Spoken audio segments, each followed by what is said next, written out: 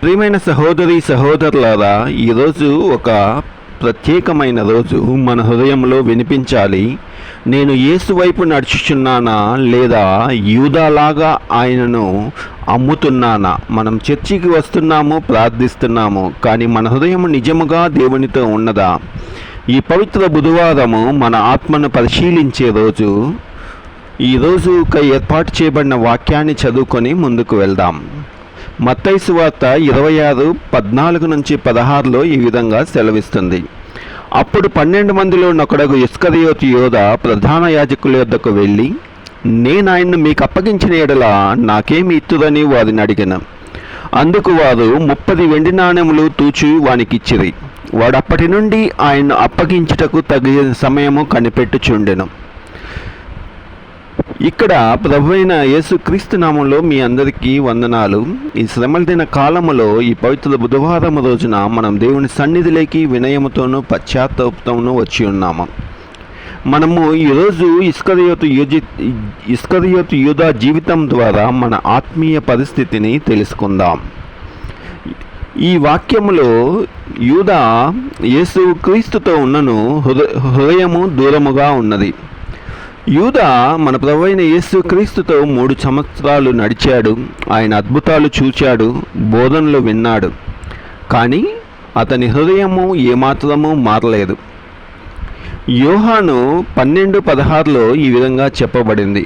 వాడిలాగు చెప్పినది బీదల మీద శ్రద్ధ కలిగినది కాదు, కానీ దొంగ అయ్యుండి తన దగ్గర డబ్బులు సంచి ఉండినందున అందులో వేయబడినది దొంగిలించి వచ్చిన గనుక అని చెప్పాను.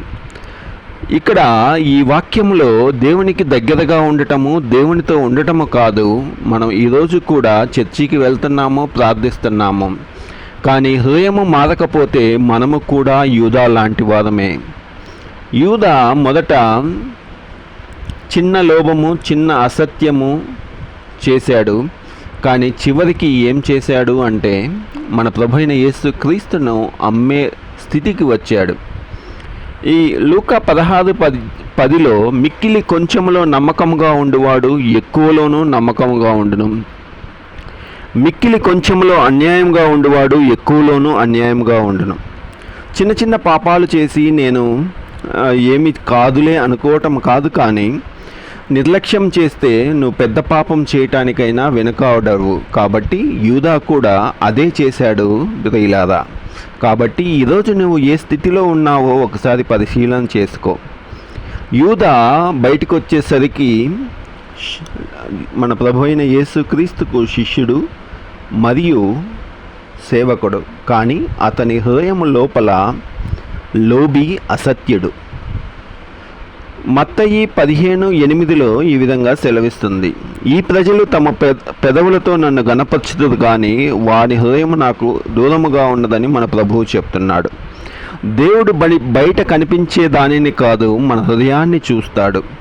కాబట్టి మనము పైకి ప్రార్థించుకొని చర్చికి వెళ్ళి పైకి క్రైస్తవుడిగా కనబడుతున్నామా, లోపల నీవు ఏ విధంగా కనిపిస్తున్నావా ఒకసారి ఆలోచన చేసుకో.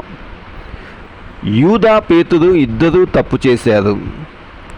యూదా ఏమో మన ప్రభువైన యేసుక్రీస్తును అమ్మాడు. పేతురేమో 3 సార్లు నాకు యేసు ఎవరో తెలియదని అబద్ధం చెప్పి నిరాకరించాడు. కానీ తేడా ఏంటంటే పేతురు పశ్చాత్తాపడ్డాడు, యూదా నిరాశలో పడిపోయాడు. ఈ యోహాను 1:9 ఈ విధంగా సెలవిస్తుంది.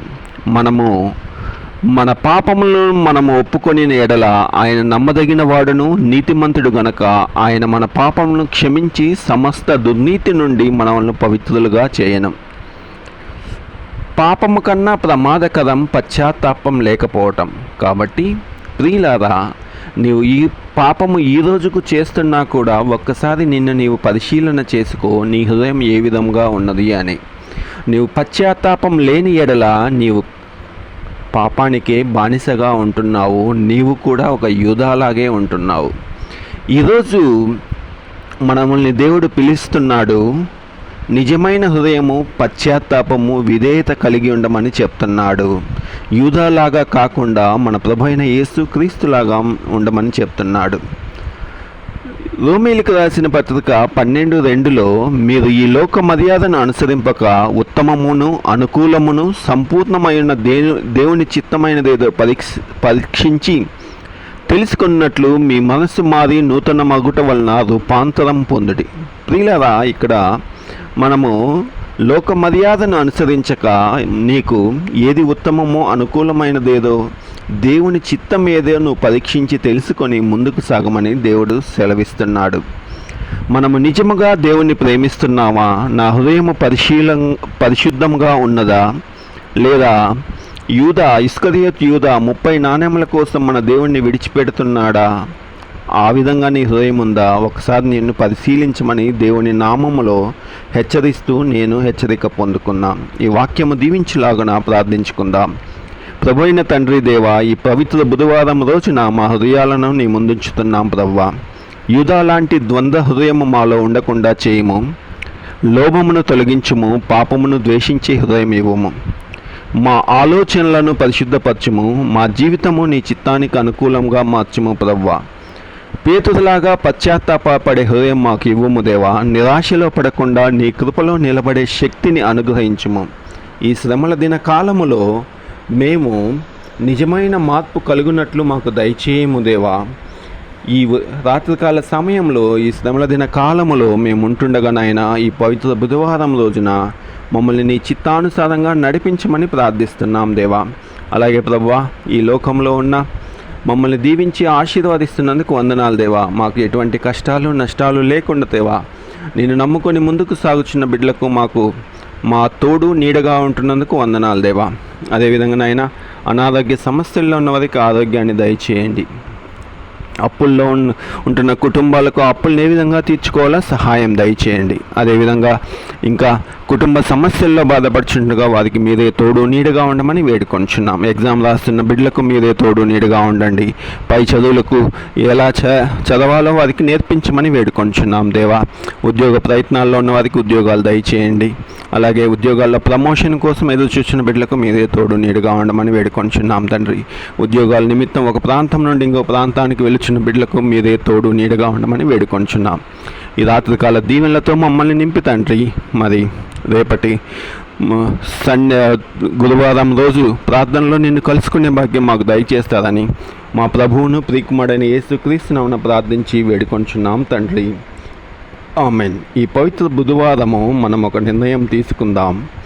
నేను ఇస్కరియోతు యూదాలాగా కాకుండా క్రీస్తు అనుకరించే బిడ్డగా ఉండాలని ప్రార్థిద్దాం. ఈ సందేశం మీకు ఆశీర్వాదకరమైతే లైక్ చేయండి, షేర్ చేయండి, సబ్స్క్రైబ్ చేయండి.